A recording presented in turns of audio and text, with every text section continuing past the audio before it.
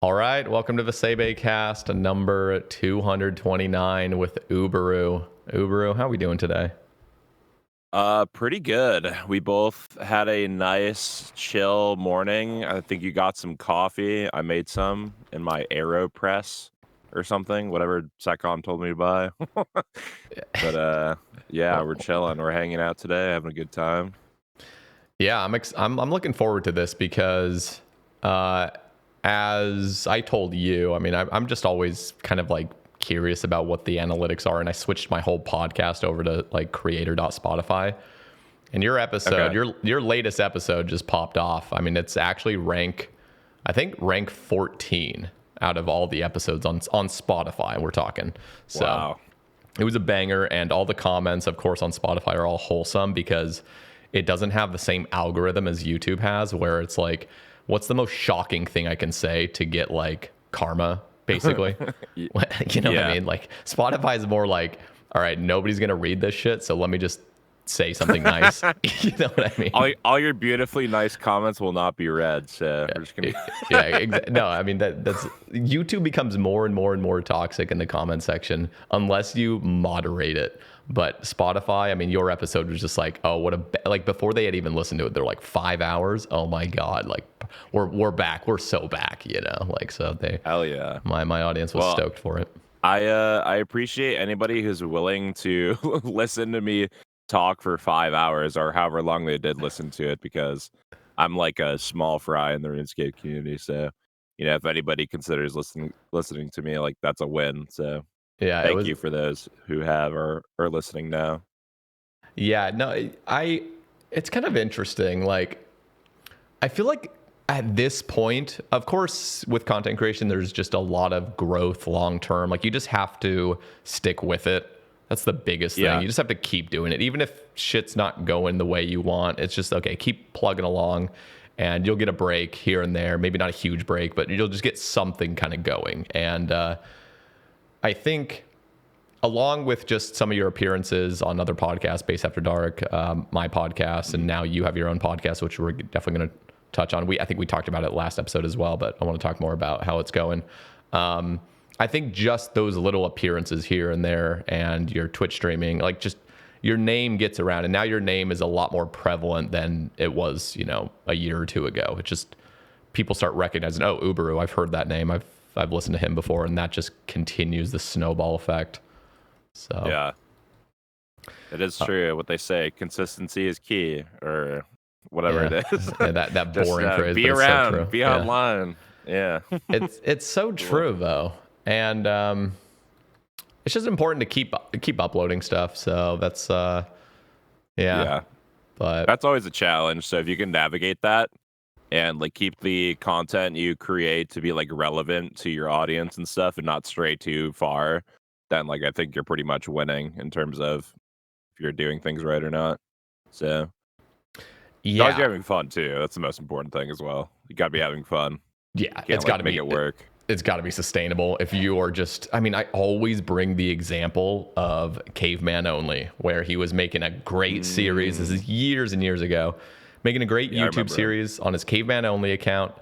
And he started putting too much effort into his videos where he wasn't even enjoying it, but he just wanted to produce a really cool thing, but it wasn't his absolute passion. And so it ended up being the case that it wasn't sustainable and he burnt out hard because he just genuinely was not enjoying the process of making a video. And then his standards were way through the roof, where if he now Yeah. decided to like pull back, it's just going to be a bad look, you know? Yeah, So it's such a hard bag. Like when you, especially when you're like putting all this effort and time into something, and then like sometimes you can get jaded too, especially with like analytics and YouTube, because like a video can pop off for the wrong reasons you're making it for, even though like that wasn't your intention. Like you're just doing it for fun, and then it like pops off and does amazing, and then that's like your new baseline. And then it's like you shouldn't think like that, but so like you drink the juice long enough, you start drink the Kool-Aid long enough, you're gonna start thinking,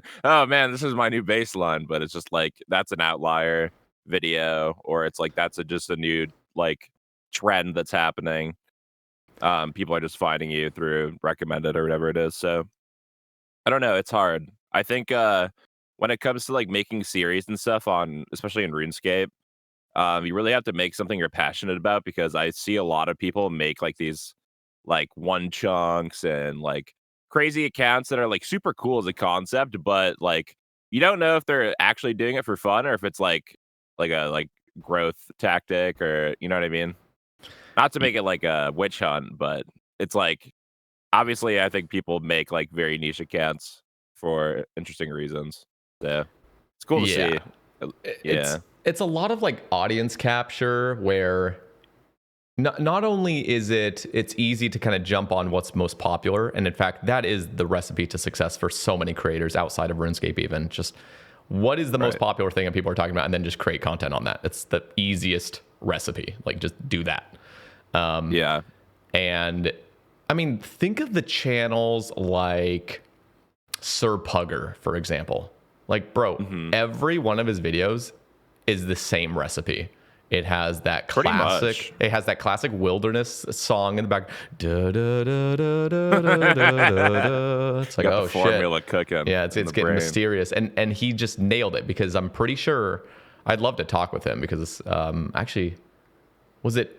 I think Sir Pugger was on Mint Mad Cow, Rice Cup, and Rakesy's podcast, and he wasn't allowed to speak hardly because they just dominated the conversation. I think it was him, Yeah. but no. I would love to get him on, but I think this is just purely speculation. I actually don't know what led to that recipe being his, but I'm pretty sure one of his videos popped off, and he's like, you know what?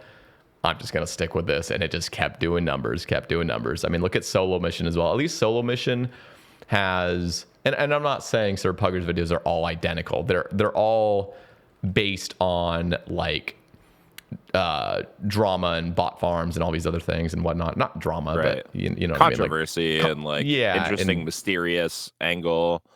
Yeah, in the game, and like cheaters and hackers and stuff. And then you got Solo Mission that's more just like entertainment, where he actually does a variety of things, but he's got that formula down where all his videos are about 15 minutes and they're just quick, super simple, super low editing, and it's just okay, we just got like, and he always used to use that like house music kind of like going on, like little house dance music kind of like with his little montages. So I don't know. You just got to find your recipe and then just kind of stick with it, and hopefully you enjoy it. So that's the important part about making content initially, that you enjoy. So if it does pop off, at least you're not going to be like, oh, God damn it, I got to follow this recipe now till the end of time. Yeah. And it was interesting because I got to meet like Solo Mission and like Nine Rain and you, like a bunch of people when we went and did the base Tennessee thing. And I was not like a consumer of YouTube, and I wasn't like making content yet on YouTube, and I was really just like stuck because I had no idea, and I wasn't really getting outside of like my wheelhouse and like understanding how to make a video, like how to build narrative content. Like I was just like a streamer who streamed for like maybe a year, and I was just like a baby in the content creation scene. And yeah, it was very jarring because like those guys got like the cogs and the wheels turning. Like you guys are all thinking about like YouTube videos and like what you can do and like collabs and stuff. And I'm just like, hi, I'm here. What's up, man? Yeah, I saw you on YouTube that one time on Gillinor Games. That was cool. You know, like this guy's been building his like channel for like years and years and years. And like now I feel like I've finally gotten the experience of like seeing how these people like build their content and like actually structure their videos to like tell a story. And yeah, I don't know, it's crazy just to see how people like structure everything, because it's also different but also similar, because like RuneScape is this canvas you're painting content for people. Like you're just trying to tell a story through it, and it really is what you make it. So just super interesting. It's so interesting because when I started content creation, it was out of, I hate normal work. It was just like, it was nothing about like me jumping into like, okay, content creation. Like, how am I going to build this empire of content? You know, like what are the recipes? Because it was literally like, I'm addicted to RuneScape and I hate working. So like, I'm just going to try to do something that's going to ease my fucking depression about real life responsibilities. That's a good reason to go live. I can't lie. It's very conflict avoidant, but also at the same time probably very mentally healthy to avoid immediately. But also, going back and forth, it's not healthy if you only stream. Yeah, and you'll see that. I mean, I'm not trying to call out anybody, but the creators that are just creating content because it's like the easiest thing they can do. It's like, okay, this could potentially make me, pay my rent this month, and I'm just not in a great place, and I'm just gonna send this. And then you got the people that are like just actual creators, you know what I mean? Like they're naturally creative, and they probably already had a good living situation. I'm not trying to like compare this to like people's living situations, but it's like it seemed like they were just more healthy in a better spot where they might have went to school for some creativity thing, and then they realized, oh, YouTube's actually a place where I can publish my creative stuff, and what's a great way to do that? I also like RuneScape, so let me start doing some great edits and making some really cool stories with RuneScape, and then that ends up putting them in this different category of creators. And I've just noticed that. I think being on Twitch as well, because a lot of my audience, I think, aren't even really on Twitch. They are just YouTube kind of consumers, and so, or Spotify. Like they're consuming stuff that's actually a product. It's not just, oh, this guy went live, let me watch him. And it's just completely different. I feel like those two catalogs of people or creators. It's like, some people take it just much more seriously and are genuinely analyzing their analytics and seeing what thumbnails work, seeing what titles work. Again, this is more about YouTube. With Twitch, you barely have any like actual freedom in creating anything that's going to get exposure. It's just, oh, how many viewers do you have? That is everything.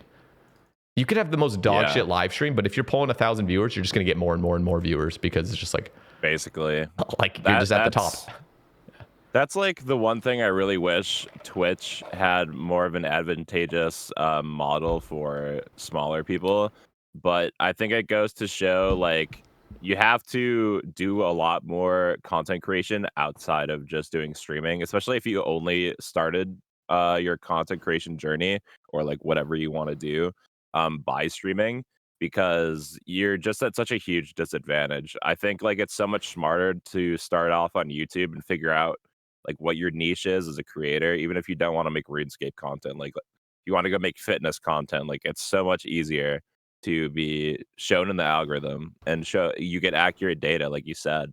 And you can, if you take the time to actually learn and study it and like figure out what's working and what's not, you can really like get a better hold on than just streaming. Because I feel like in the early stages, this might be a little bit of a doomer thing to say, but like it almost is like a waste of time. But like as long as you're having fun, that's the most important thing, no matter whatever you're doing in content creation.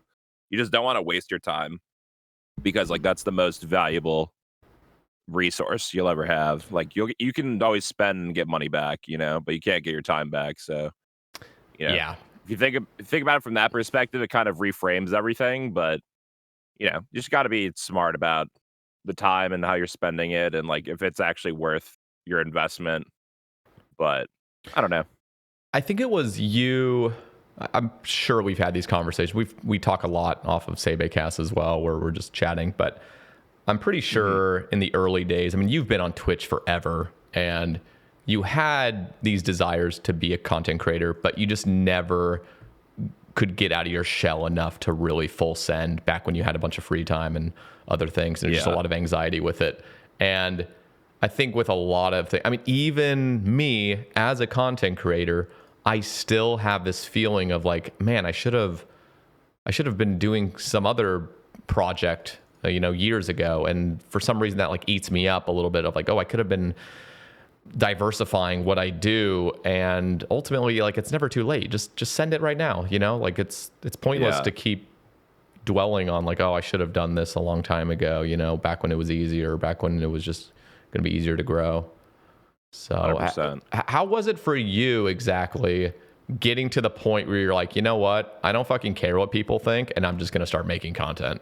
Like, what was the final tipping point of that? I think it was something in my life specifically. Like I felt like it was a really bad and unhealthy process, but I was honestly putting like playing RuneScape before my real life like issues. Like I was going to school and I wasn't really taking college serious because I was kind of burning out. I didn't really know what I wanted to do for my career. So I was like, oh, streaming is like the perfect kind of thing to do while I'm figuring out real life stuff. And I think that's really akin to a lot of people in the community. They're kind of just like in this intermediate stage in life, and it's like a social hub for you to like meet a bunch of people and have fun. And that's what I really treated it as at first. Like, obviously, you have goals of trying to start something and build something. Um, but at the end of the day, it's just kind of like networking socially and making friends. And it's like if you like went to like a new school or if you're like went to a new college and you're just trying to meet people. And I think that's like the healthiest approach to it, at least the way I was trying to think of it. So instead of, just playing RuneScape, I was like, I should just like stream this. Like, I feel like I can be funny when I'm like on. So like, why don't I just try and, you know, just go live and have fun. So then I told like 5 of my friends that I'm going live, and I just like consistently on and off throughout the years have been going live. Like I think I checked in like my Twitch tracker thing. It said like I went live in like 2018 to like 4 people or something. So that was definitely when I was like, hey, like come check out my stream, and then didn't go live for like 2 years, Yeah. you know?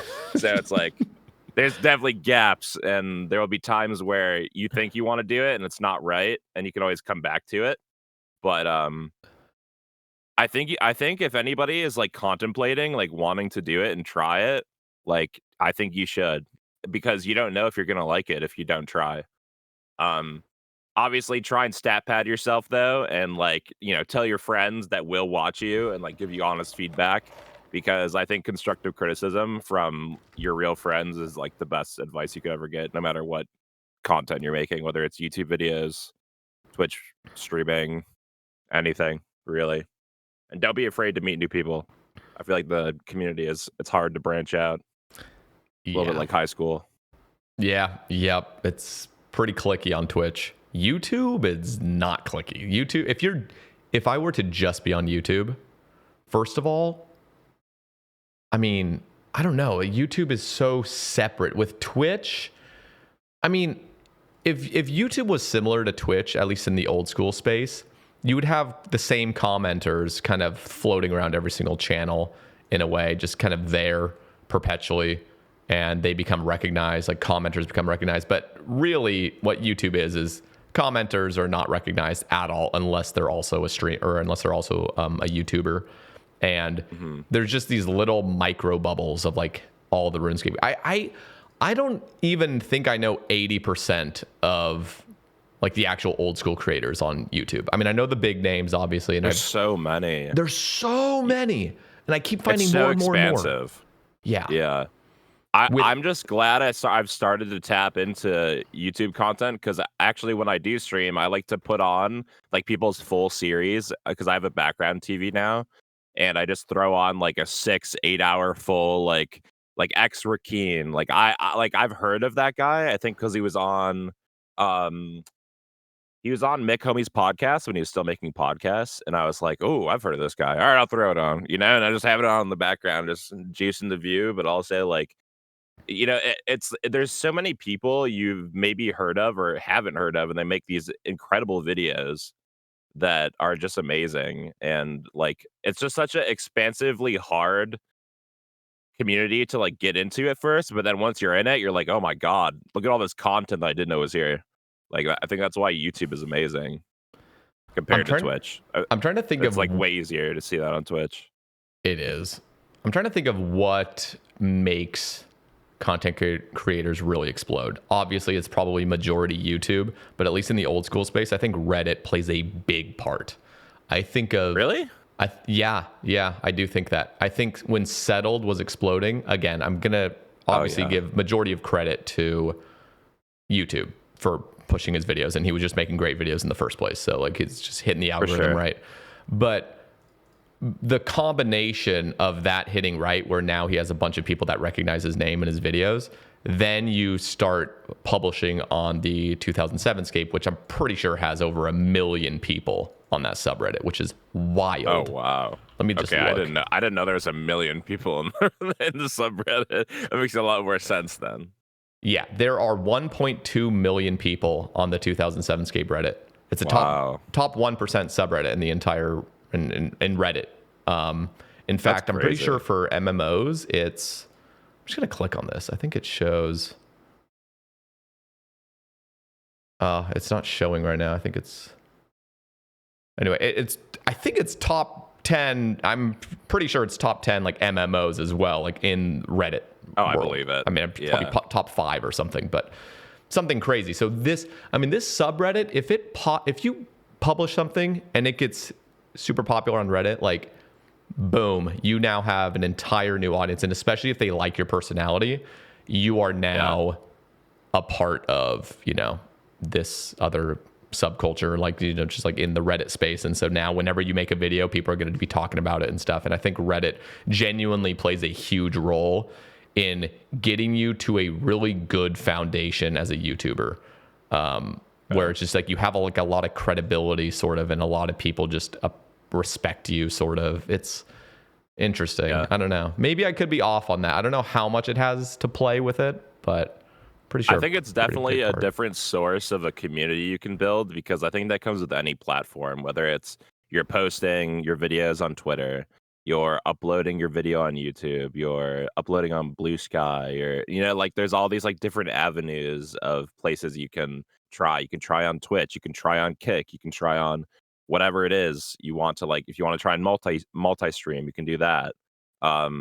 I wouldn't advise it personally when you're starting, but I think it's really interesting to see, and I think it's smart because I know you've been like reviewing Reddit posts that kind of like give you a content basis to make a video around, which is also smart in terms of like content development, but also like it's a very community reached topic and people want to know about it. So it's like a great thing to talk about.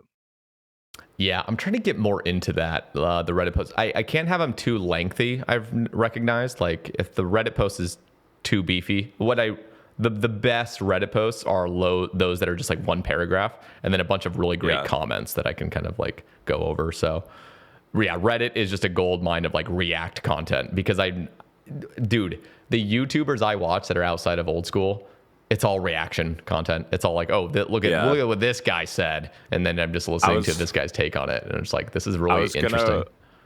I was gonna recommend if you haven't seen Ludwig's videos of how he structures his content, he opens like 20 tabs, and like I'm sure he has a Google Doc next to him where he like has his like thought process, but like even like condensing the chunks of you like reading Reddit stuff, if it is a beefier thing, and like consolidating your thoughts to like make a more cohesive point for a video and to like bring a commentary. I think like instilling that kind of process would probably help like condensing a bunch of information. So a more like directed like way how to do it. But yeah, like look at anybody who inspires you guys for what you want to do and basically try and emulate it until you can do it yourself. Because you're using a model that already works. And you just have to figure out what's best for you and your workflow, because everybody's different. I'm kind of a person who likes to do stuff off the cuff, but then I need to have a little bit of research. Otherwise, it just goes off the rails. Really, just dragging on too long. That's what I end up doing. I'm just like, I'm talking about something and I'm like, okay, I have no more content I can just jump to if this is getting boring. So I'm just going to like kind of drag this on a little bit. Like, I have a problem with that for sure. Some people, it's weird though, because I don't get enough criticism about it, because some people will just listen to anything and they just appreciate whatever I put out. In fact, they're just looking at the time of the video. They're like, oh, a banger, it's an hour, so I just listen to this guy talk for an hour. Whereas I'm pretty sure the majority of people actually just want something more short and concise and actual, like, I don't know, just not dragged on for too long. So, but I think that's very true, just because we had you on my podcast that I started called Terminally Online. And like, not to be like an analytics Andy, but like, I think our podcast was 3 hours, 30 minutes, something close to that. And a bunch of your people from your community came over and really enjoyed watching it, and you have the most watch time by like 3-4x of like any other guests we had on compared to like the views, and people really do appreciate your long form content. So I think it's like nothing to scoff at. Obviously, like you make YouTube content that is more long form because you do podcasts and people expect that. But it's also, yeah, there's going to be people who like short form and long form, and like it's hard to pick who's winning that battle, and you want to make content for both, you know? Yeah. So, and by the way, for yeah. those listening, Terminally Online Podcast is a banger podcast. It's relatively new. We're going to talk about it more in a bit, but I'm going to have that linked, so go check it out. I'm actually going to have my episode as well linked if you guys are curious, because people are always like, oh, when are we going to have a Sae Bae Cast with Sae Bae? And I'm like, dude, I'm going on other people's podcasts. That's basically like people interviewing me. So like go and watch those ones, you know? So I'll have that one. Yeah, but, I appreciate that. Thank you. Yeah. And I'm actually a listener. Like I genuinely, whenever there's an upload, I'm listening, and it's a perfect. I think your guys' lengths of podcasts are actually great. They're generally like an hour to an hour and a half. And I think that just lands really well. And as you were saying, I'm 100% sure that vast majority of YouTube consumers are wanting more short form stuff, 10 minutes.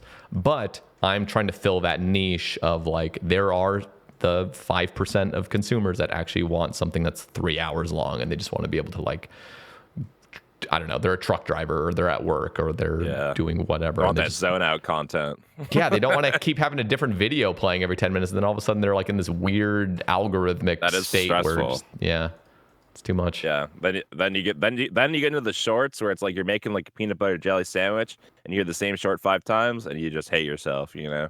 It's like the worst case scenario. Yeah. You get stuck in the shorts loop. So as long as you're not doing that, you're good. Yeah. Okay. I need to talk about Real Homie Hour. So you had mentioned Mick's podcast. Now, yes. Is it the case that all of those episodes have been removed publicly? Yeah, so if anybody doesn't know, there's a creator called Mick Homie who's in Based, and like he used to stream a lot more, and he just doesn't anymore. I think we talked about this last time on the podcast when we were both together. But he removed like most of his videos and like the podcast just because I think they stopped doing it. And this is with another creator called Lopsy, who's a content creator for like Twitch and YouTube. And who also married Zoe Pancakes. Yes, he married Zoe Pancakes. So boom, there you go. Chance ruined if anybody wanted to marry her. Or if anybody wanted to marry Lopsy, it's over for you. Yeah, there you go. It's vice versa. But yeah, it was a thing of like I was checking on Spotify because like I was asking around trying to figure out how to upload my podcast on Spotify, and I was just like asking like different people who manage podcasts and stuff, and there's actually like super easy tools that use like RSS feeds and stuff like that. And then I was like, all right, you know what? Let me go try and look up Mick's podcast because he removed them, and I really like some of the episodes because I was on 2 of them, and I think he made 29. But there's like some really great like little tidbits, and I was like, okay, they got like Solo Mission and some other creators on, so let me go look. And it's still there. Like you can still find the podcasts on Spotify because you have to manually take them down. So, you know, Mick just no hindsight didn't realize this and still doesn't know. And I haven't told him, but I probably should. But no, tell him. I'm looking right now. I looked up Real Homie Hour on Twitter, and I forgot that. Like I'm genuinely like forgot that I was on a podcast on Real Homie Hour with Solo Mission. Yes, dude. I don't even remember that. Isn't that crazy? Yeah. You were there. Object permanence is real. Yeah. And the thing is, like, I loved Real Homie Hour. I actually did because it was, I mean, I loved Base After Dark when that first dropped. And I think Real Homie Hour was like a play on that. And even Terminally Online is a play on that. It's like, it's just definitely that RuneScape centered people that are talking about just whatever, just shit posting. And I think it's great. And so Real Homie Hour was phenomenal. And you know what? I got to give a shout out to Mick as well. Like, I remember, you know, me very much valuing criticism. And we may have talked about this on the last podcast or something, but like, I very much value criticism that's shown with love. Like if I know the person genuinely cares about me as a creator and my podcast, I will take their criticism deadly seriously. I'll be like, you know what, you're right. I got to do this. And so I really loved Real Homie Hour, and I noticed some things that I knew could be improved. And I reached out to Mick over Twitter DM, and I was just telling him a few like constructive feedback points, and he took it really graciously, and he actually like implemented it. And it was great because one of the things was just like in the early episodes, and this is with any podcaster, it's hard to like balance the conversation correctly, especially when you're getting guests on. And I noticed as well that like Mick's mic would be, 30% louder than everybody else's. And so when he would jump in, it's just really like jarring. It's like, whoa, it's like it's too loud.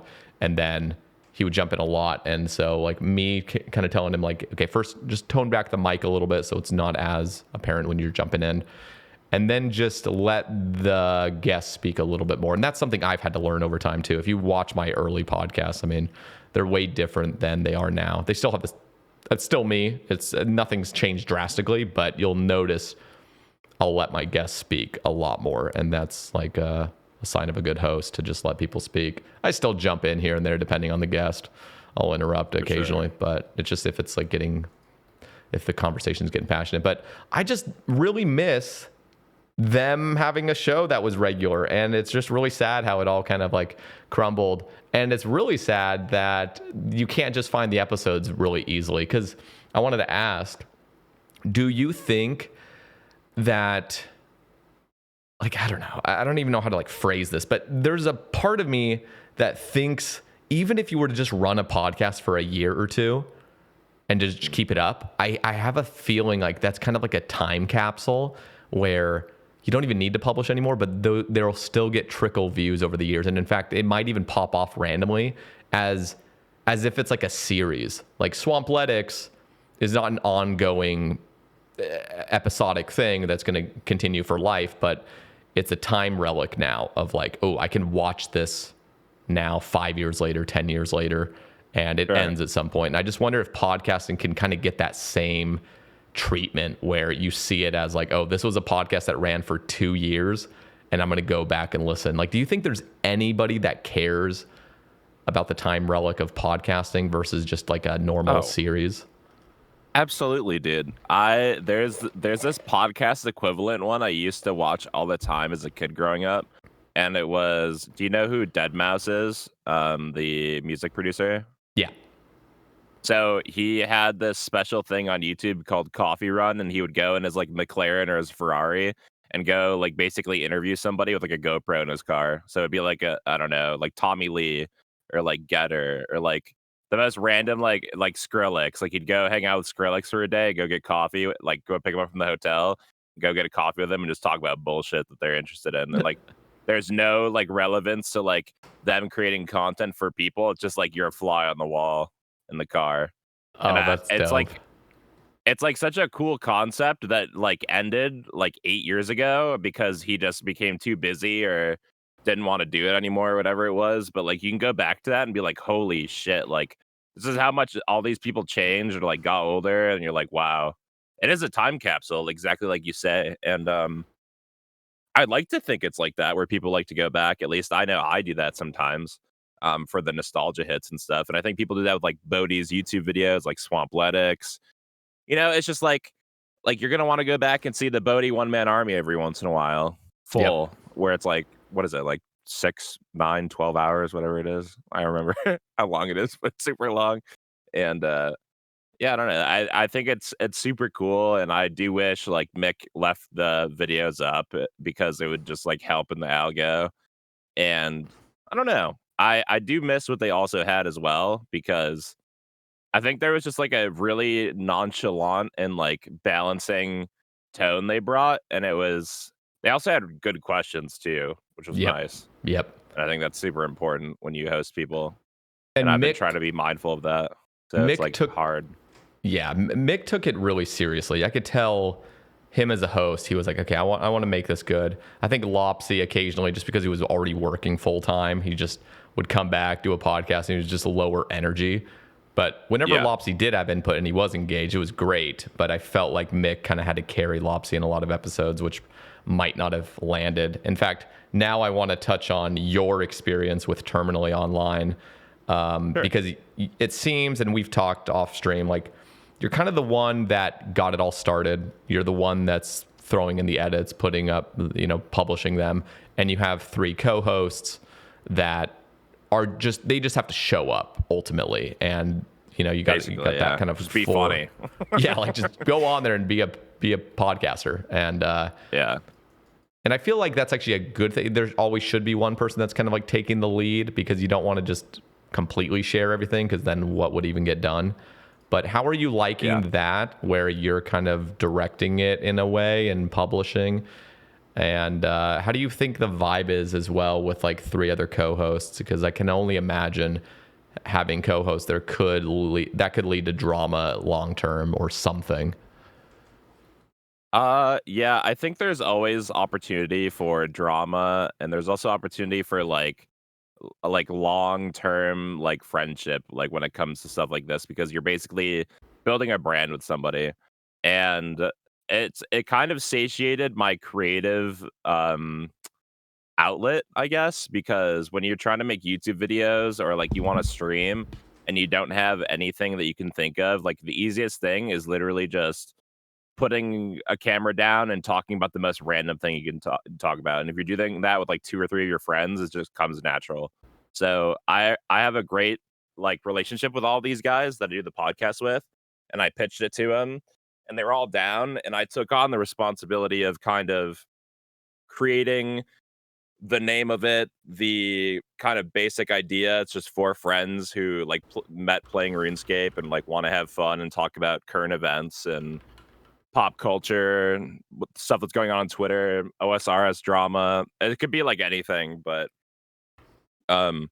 it is a bit of a challenge because we used to be a bi-weekly podcast, and we decided recently to do it weekly, which is a lot more of a workload in terms of the like data you kind of have to parse through. Because when I first started, I know you noticed, because I would go through and timestamp everything, and I aggressively timestamped it to a degree where it was like, okay, this is debilitating. Like I'm spending like as much time as it takes on the podcast to like watch it to time code it and like for the audience, which like I know you said you were appreciative of it, but it became a point where if I'm recording the day before it's uploading and I have to edit, put in like media clips to make anything we're saying relevant to people who don't know that we're talking about, and then like try and make a thumbnail, try and make something that could maybe hit the algorithm, try and like you're doing like a bunch of things, like it is draining. But it's more of a thing of I'm just trying to hold myself to a standard creatively, and like if a podcast does or doesn't pop off, it doesn't matter. Like we just did it for the week and we tried, type of thing.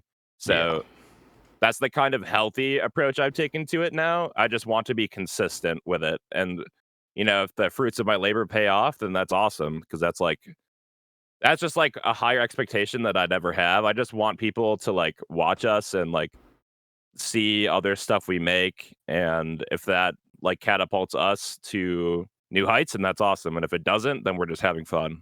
And I think that's the best approach to have. And you would never delete your episodes if the podcast did come to a close, correct? It's just I need those old school episodes. But it looks like, honestly, you guys are having a great time, and it seems like something where you haven't put too many expectations on it. So I'm just hoping as a viewer that it has a long lifespan. And podcasting, dude, is so long term. It's all about the consistency with it. Mm-hmm. Sorry, go ahead. I was gonna say, before I continue, I need to fucking piss, so I'm gonna go pee real quick. Piss like a racehorse. Yeah, I've been chugging this drink.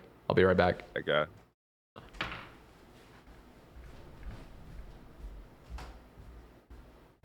Guys, if you're enjoying the podcast, if he hasn't clipped this out, and I might just be talking because every time he goes pee on the last one, you didn't cut this out. So type Oklahoma in the comments if you hear this. It'll be our inside secret. All right, I'm back. Wash your hands. No. I was having a conversation with the listeners while you were gone because I was like, I wonder how long he's going to be. I was like, is he going to cut this out? Probably not. So I just started yapping. Nice. Well, you know what? This is going to be partially exclusive, so we'll just keep it for the boys, for the fucking boys. For the boys. Got the piss break. So how have you seen, so how long has Terminally Online been going? I just want to know that timeline. And then how have you seen the evolution of it? Have you noticed that you've kind of changed the formula of what you do? Have you tried doing like more immediate intros where it's just like you just jump into stuff? Like how has that all gone from the beginning until up until now? And how long has it been going for? So we started the podcast in September, late September, I'm pretty sure, and now it's March 26th of recording this. And so we've been going for 6 months pretty strong. We did it bi-weekly starting out. I think the only thing we really changed so far is the formatting in terms of going from a bi-weekly to weekly, because I feel like in the beginning we just wanted to do a slow roll and just kind of not overwork it. And I was kind of streaming more. Actually, I think I was streaming less than I am now. I think I was streaming a lot less, so I had time to kind of like think about content and just kind of reformat like my live stream and everything else that was going on. And the whole basis of the podcast is kind of just to yap about whatever. So I think when we started, we didn't really have topics to go off of except things we were just interested in talking about. And then we found out naturally as time goes on, you're going to kind of exhaust yourself if you meet up every week, but like you kind of get like everything off your chest at the same time. So if nothing interesting happens that week, it's like, okay, guys, let's get some topics thinking that we could talk about. Right. Or like if people are just not feeling super on or like creative that day to like talk about things they're interested in, other people can kind of take the reins, which is like really, really nice for people who have co-hosts on a podcast. And sometimes like you need people to lead you through. Like we did a 2-man podcast, me and Bean Dip, because Ellie's ex or Alex didn't have a sound card to use, like a sound interface, and Mason was live, so it was just us two for the first time. And surprisingly, a lot of people really liked the more like intimate nature of like how many people were available. And I was surprised. I thought like going into it, like I know Bean Dip was a little bit like, I don't know if this will work type of thing, because our dynamic is like, a little bit more chaos, a little bit more overlapping of talking with each other. And that was a really cool experience because I kind of got to like bring him out of that. And like I feel like in the last one I just uploaded today, actually when we started talking, I felt like a little bit more reserved, and I let everybody else talk because Alex and Mason weren't there. So I think it's a little bit of like you give and take with it, and you kind of just like find pockets to go in and out. It's kind of like weaving in and out. You like figure out how your flow works, and you just want your friends to shine at the same time, because you don't want to take that away from them either. Yeah. It's a little bit challenging, but we're trying to make it work. I think especially with 4 people, it's hard to have a guest on. So we're trying to be more mindful of that and like make sure the guest feels present, and that we actually have informed questions. That's another thing we've been trying to do, is just like make sure we research our guests well, or if they're a friend, like make sure we have good banter to kind of mess around with them and talk with them. Totally. How have the shorts been? Because I've noticed the podcast shorts have been entering my feed. So have you noticed any growth from the? Yeah. I mean, I think it's just from my subscriber feed. So obviously, anytime you're posting a short, I'm seeing it. But how does that help or be? Yeah, I don't know. I think if I really took the time to do shorts on other platforms, and if I was like a dedicated social media manager for only the podcast and I treated it like my 9 to 5, I could explode it, because I think the true way to grow anything organically on like podcast format is by doing shorts. And that's with any kind of content. That's if you're a live streamer, that's if you're a YouTuber, if you're whatever you are as a content creator. doing shorts and figuring out how to like basically use the algorithm to your advantage and truly displaying your personality and the content you make as accurately as you can will get people to genuinely follow you and find out like where you make content at, because that's how people like Jinxie, Queso, like people who get like 40, 60,000 people who watch them while they go live. This is how they all blew up, and this is within the last 2 or 3 years. And like people say like TikTok is this like horrible landscape because it's just like brain rot, because it is. But at the same time, Everybody's on there. yes, everybody's on there. Everybody's on Instagram Reels. Everybody's on YouTube Shorts. Like clearly you saw me, but it also like if you're subbed, I'm pretty sure it promotes that in the feed anyways. But I'm trying to like upload things that are relatable to people outside of the RuneScape community, because I see shorts of people that I'm subscribed to as well that do not great. Like it'll be like gameplay of RuneScape, and I think RuneScape is too niche to do YouTube shorts in. But I think if you make content like podcasting, like where you do like a funny joke or a line or something and really show off your humor in it, it could blow up easily. But yeah, like I said, I feel like I need to spend the time to do it. And I'm kind of, it's hard because being the only person who's like uploading, editing, making stuff, like I feel like it's a little bit debilitating from a time use perspective, because I want to grow my stream and my YouTube for RuneScape, and I want to do both at the same time. So it's just a healthy balance I need to take.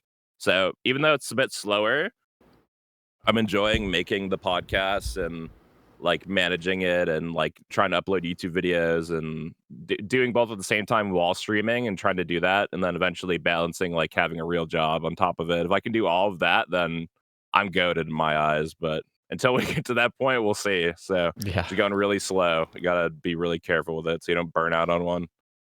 See, I have never utilized Instagram or TikTok or really anything outside Twitch, Twitter, and YouTube and Spotify, I guess. Which, to be fair, actually, I wanted to ask you this. There's two different things I wanted to touch on. But with Spotify, okay, do you use creator.spotify to upload your podcast? Like, do you use that as a hosting service, or what is your hosting service?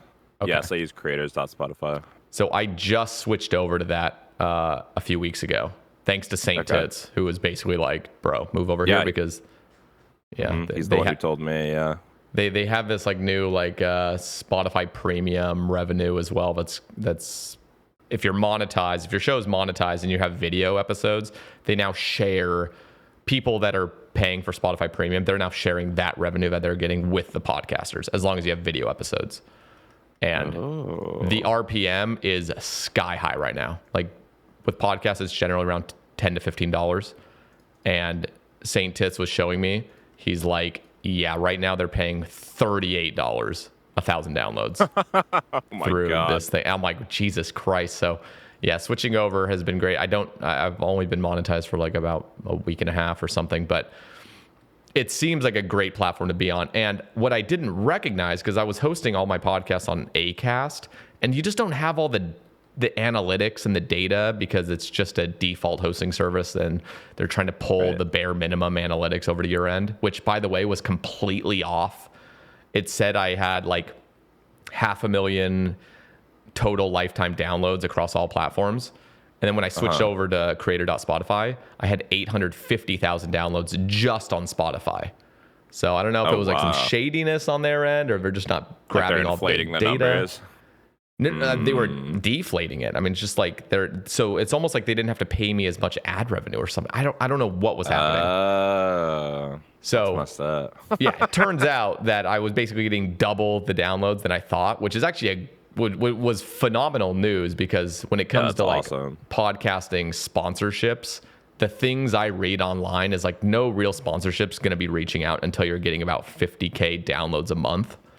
And I was at this like perpetual sort of 15 to 25K and bumping up those numbers now to 30 to 50K already. I'm like, oh shit. Like I didn't even recognize that Spotify is bigger than I had thought. But the cool thing is that Spotify actually does have an algorithm, is what I've noticed. Like my podcast is actually being broadcasted to a bunch of different people on the homepage. Now, most people aren't clicking it, but just like anything, just like even YouTube videos. But it's getting eyeballs on it, which I had no idea. I thought with Spotify it was just this. It was almost like Twitch. You had to like manually search for people, basically. Yeah. So that's how mine was, because I uploaded. I think it was like when we were on our 13th or 14th podcast, which is like maybe it was like 3 weeks ago, is when I converted all of them to Spotify. And obviously, like when you have a backlog that you're instantly uploading, you're not going to have views on it, right? Oh, but yeah, I uploaded it on February 25th, so like almost exactly a month ago. And yeah, I just had like a huge backlog of stuff, and I was just like glad to put it on. And I hope like you said, like even if it is like a time capsule or whatever, that at some point like it can scale and grow with the algorithm of Spotify, because I didn't even know it had that. And doing research on our podcast, I realized there were lots of other people that had the similar name podcast on Apple Music and Spotify. So yeah, it was a little bit stressful. And then I started watching their podcast, and it was like, they have like an AI intro, and like like faceless. It's also faceless, but they've been doing it for like a year, so it's like they have the backlog. You know what I mean? Yeah. And I was just interested. I was like, oh, this is like actually a really common name, but you know, it's a term being terminally online. I'm sure it would be common, so makes sense. Yeah. It's not every idea is an original idea, guys. Surprisingly. Sae Bae Cast was original. Just plaster your own name on it, and just Ubaru online. Ubaru podcast online. It's funny too, because I made my alt channel that I do like variety stuff on it sparingly. I named that Ubaru Online because of terminally online. That's actually genius, though. Yeah, I feel like it's good for like a branding perspective. Also because my Twitter got banned before, so I was like, all right, I need a new handle, so I just called it Uber Online, and then I was like, boom, there you go. Why did you get banned on Twitter? I already know the story. I'm just curious for. Well, basically, I impersonated somebody because I wanted to post pictures of like Rigando and Bodie and Foe and just people who had like goofy fits on, and I basically impersonated a channel that I didn't think I would get banned for, because I didn't really think of impersonation as a serious like offense that would like completely break your account. I just like changed it to like look like a fit pic channel where it's like promoting people's fit pictures, and it would just like throw somebody off who saw it on the feed, like, oh my god, like Rigando got featured on a fit pic channel type of thing, as like a meme. Because you know how people like change their name to like OSRS Raging Echoes 5 or like Sailing, whatever, old school RuneScape. Like people do that shit all the time. So I was like, let me just do this, and then I got permanently banned for it as an infraction, and I was like, okay, this is stupid. So then I just sent like a million requests in, and I had a separate account that I had for a really long time. So I didn't technically make a new account. It was just I had an account, and then I just changed the name on it. It's because Elon takes impersonation really seriously. He gets impersonated all the time. He's like, no, it's a perm ban. So yeah, and that's what happened to Prison Joe, because he made a joke on Twitter, and then he used a picture of somebody that was publicly posting it in a Discord, and it was reused, and then those people felt like it was not right, and then I think they reported it, and then he got his shit permanently banned, and now I don't even know if he can get it back, but we'll see. Hopefully he doesn't get it back. But I watched the Base After Dark episode, and like I can understand the frustration of being banned, but Prison Joe was going way too harsh on that guy. Like he doesn't know the guy. I mean, I thought the original post was funny because it genuinely looks like Prison Joe to some degree. And it's just a lighthearted thing. If you know Prison Joe, it just seems like a lighthearted thing. He's just fucking around. But again, if as soon as it came to light that okay, this guy wasn't having it, I understand the post was already being reported most likely.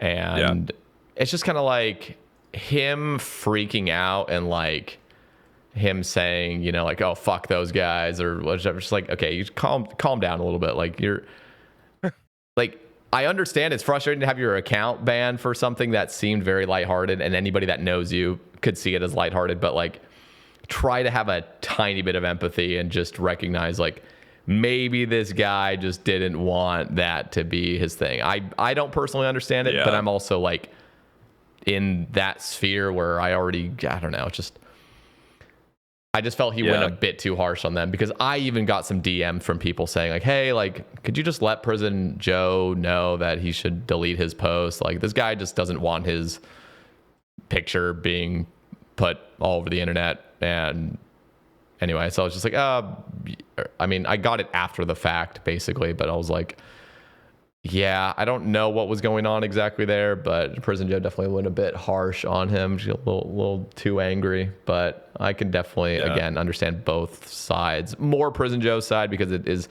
frustrating as hell to get your account banned for that. But I just think in terms of the Twitter rulings, for that to categorize as you impersonating somebody, like, I feel like you can't even be funny on Twitter anymore.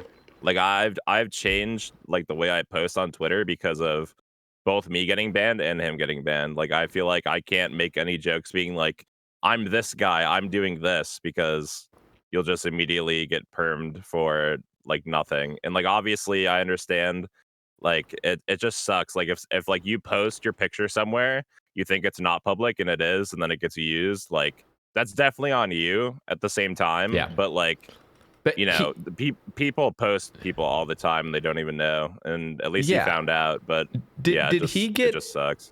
Did he get like banned for impersonation? Is that what it was?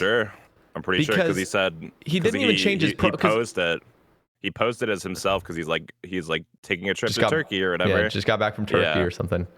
Okay, but he didn't even change his profile picture. See, when I think impersonation, I think the way to really solidify that is you've changed your profile picture and potentially even name. But even just profile picture, if you change it to somebody that's not you, I could see that as being more of a violation. But the fact that I don't think he did that, I could be wrong, but I'm pretty sure it was still his same profile. He's not naming himself any different. He's just making a joke that this guy looks like me. And in fact, he was making fun of himself for being bald, like, or balding. It's just, if anything, I feel like he was propelling the guy in the thumbnail to. I know, dude. Like, this was brilliant. He was like promoting him to say he was like handsome, because he was literally. I know, like, he's literally better looking. He's Yeah. actually better looking than Seth. And I'm like, okay, this, again, I'm trying to just be fair with it all, because I can understand to some degree if you're just a non-content creator. But I'm pretty sure this guy actually does stream. At least that's what I've heard. But maybe it's just to his friends, sort of. But I'm like, dude, this is a genius opportunity to just fucking roll with the, it's not even punches. It's just roll with the joke. And then just, that would have been a sick rollout to start streaming. I came out on top. Prison Joe, down with Prison Joe. As a joke. I know. It would have been great. Yeah. I don't want to see him banned, but I also don't want to see people instinctively reporting him for impersonation, because that's not. He wasn't doing that. That was not you know impersonation. I mean? Yeah, that was. It was not. a satirical joke, and it got taken out of context, I'm sure. And you know, I don't know. The only huge thing when Prison Joe got banned that I 100% agreed with, and I should have reached out to him, was when he posted a gun, and he said, "I'm gonna try to negotiate with the Twitch people at TwitchCon holding a fucking gun." I'm like, Jesus Christ, dude! Like, you cannot post something like that. And then he added. Do you want to know? He added Twitch in the fucking post. I'm like, are you high, dude? So, you know. I'm kind of in the brain trust of whenever people do tweets and stuff, because I just like to make shit posts. And I thought that was funny. I was like, you know what? Fuck it, send it. But I didn't think he was going to tag Twitch in it. And I think he learned his lesson with that. But I think if he like made the joke like that and then didn't at them and didn't like say TwitchCon and like didn't hit all the keywords and stuff, he would have been fine. I think it's just like he might have been fine, but I still found it.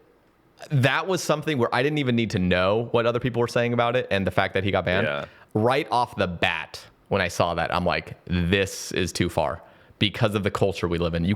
I'm sorry, like, this is just that's true. To anybody else that's not absolutely has met Seth in person. You know what I mean? Because with us, like, we've met him in person. But I'm looking at it from anybody that hasn't ever met him or watched his stream, which is the vast majority of people on Twitter. True. We have to think about it like in a very impartial way. Yeah, you just have to see it as like, I've never watched Prison Joe stream. I've never met him in real life. He now has a gun and he's making a joke about meeting somewhere at this location. Like, Jesus. And then even beyond that, adding Twitch. The more you're talking, the more it makes sense. Yeah, I'm like, dude, I saw that and I was about to immediately reach out to him. And I just was like, I need to do this as a friend to just be like, dude, delete this now. But I didn't. And that was a blunder on my part. Like, I should have done that as a friend because he ended up getting banned. And I'm like, yep, okay, when I see shit like that where I know 100% this is just bad, I'm going to tell my friends to just clear it. So yeah, I think ignored it's always worthwhile to reach out to people, especially when like some bullshit happens. But also, I don't know. It's just like hindsight's always 20/20. I think like I would have in that case been like, okay, maybe don't post that because like in my mind I'm thinking, oh, that'll go hard on Twitter, but I didn't think, oh yeah, everybody's gonna fear for their lives because Prison Joe has an unloaded gun open that doesn't have any fucking rounds in the chamber or anything. Yeah, like that was my take. And even like the police officer that was like interrogating him afterwards was like, yeah, I didn't really see an issue with it. So it was just kind of like the nature of Twitch and how like he even said that on the vlog or whatever. He was kind of saying how the police officer that was like, yeah, it's not that big of a deal, even though like I don't know, like I could see it from both sides, but like it's just the nature of Twitter and the space of like Twitch and having safety for people and their well-being. They don't want to think about somebody having a gun coming to an event. I get it now. Yeah, but yeah, it's just 2020. Yeah. Okay, I just need to touch on this because I just thought it was so hilarious. You posting that screenshot in our DMs of Devin McDermott, aka Saphiro.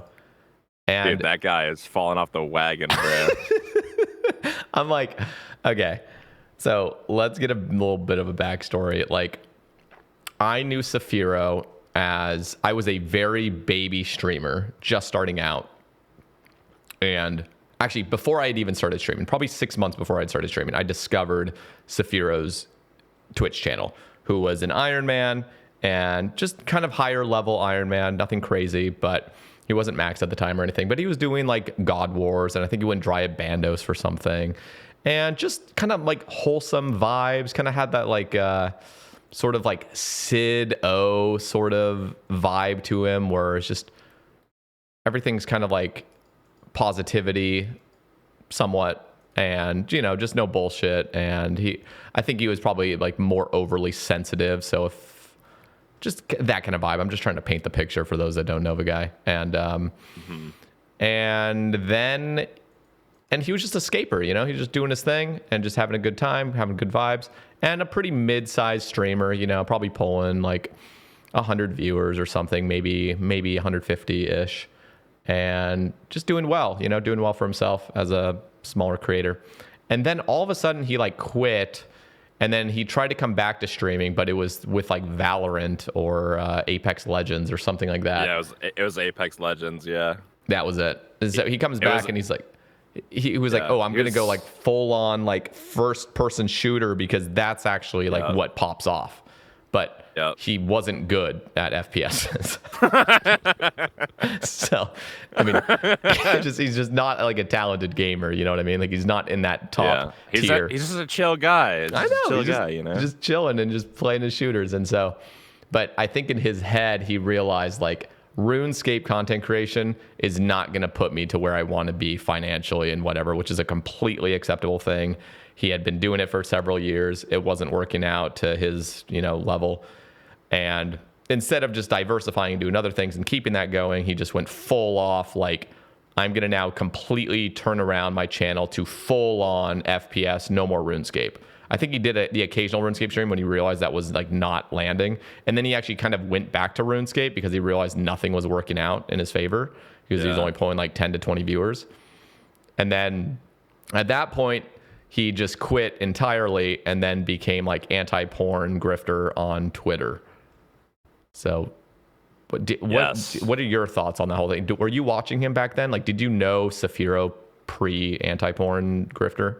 Yeah, I knew him to be. He had that like you said, like humble sort of like chill guy persona, but like, and I hate to judge people, I really do, but I feel like behind the scenes, I felt like there was something that maybe like he wasn't letting on to people, like in terms of like whether he was like being fake as like a content creator, like not being a genuine person or like whatever it was. And it ended up turning out to be true because all he really wanted to do was end up grifting people to sell them this idea that if you quit video games, your skin will clear up, and if you never jerk off again, you'll be fine. Like, No, and not that's be just, fine, but be successful. oh yeah, be successful. If And you he quit even porn, like yeah. now, like after I sent you that photo, which by the way, his new photo was worse than the last one.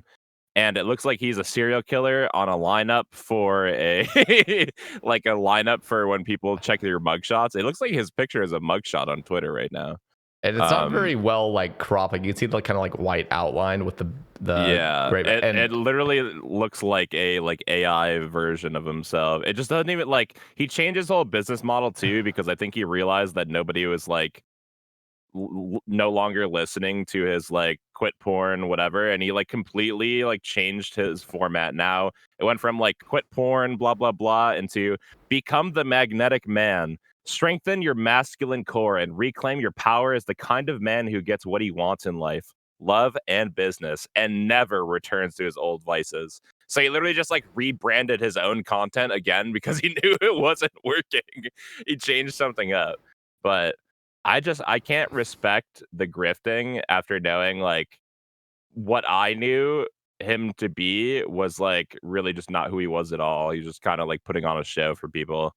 And that just sucks as somebody like I know you said you watched him before. I didn't really watch him as much, but I knew he existed in the community because like people come and go all the time. But mhm. it's just so weird. There's so many people who like their only intention is to like grift their audience and take money from them and mislead them, and I just think it's such a shitty position as a content creator to like try and milk your community for like every cent. Like there is one thing to create content and like to have methods for you to be able to live life and them able to make that a possibility, but then it's another thing to completely deviate from everything you've done and sell them an idea that's not even real. That's just like I Yeah. just feel like it's just like preying on the weak. That's just No, it's just it's shitty. 100%. It's again, it's that recipe to easy money. You just Yeah. prey on people that are really like vulnerable and confused and just like trying to believe in something that doesn't work. It's just sad. And especially like nowadays when you just see so much grifting like everywhere and so many scams and everything, like Yeah. I lose all respect instantaneously when I see people are going down that grifting route and just lying or trying or just so audience captured that they'll just like they hold no real morals or anything. They'll just go where the money is. Yeah. And I'm just reading his profile here. It's a Be Free co-founder, writing about aligned masculinity, digital vices, and self-mastery. Joined 3,000 plus reading the Magnetic Man newsletter. Holy Yeah. shit. The magnetic man. So that was a different thing. Whatever that means. Yeah, it wasn't Magnetic Man before. No, it was like I forgot what it was. It was like it was break the chains. Like stop porn now is what it was called. Because They teach you how to break the chains. his post here is, I quit. I like how he dashes out porn. Maybe that's to like keep the algorithm going. Algorithm. Yeah. I quit porn about Algorithm 4. Andy. That's probably a good point. Quit porn about 4 years ago, but only after struggling with it for 13 years and having it completely fuck my life up. Now, I'll be fully honest. Check out the entire 4-hour episode below by subscribing on either YouTube, Patreon, or now directly through Spotify. Ubaru and I talk about more OSRS creators that become grifters, sailing criticism, what to do about the max cape with new skills, combat achievements, dating at 30, building healthy habits, how Adderall has affected me personally, how to navigate existential thoughts, free will, and the absurdity of the universe. It's a great episode. I love Ubaru to death, and we just had a great time. So be sure to check it out below. Thank you all, and I'll catch you in the next one.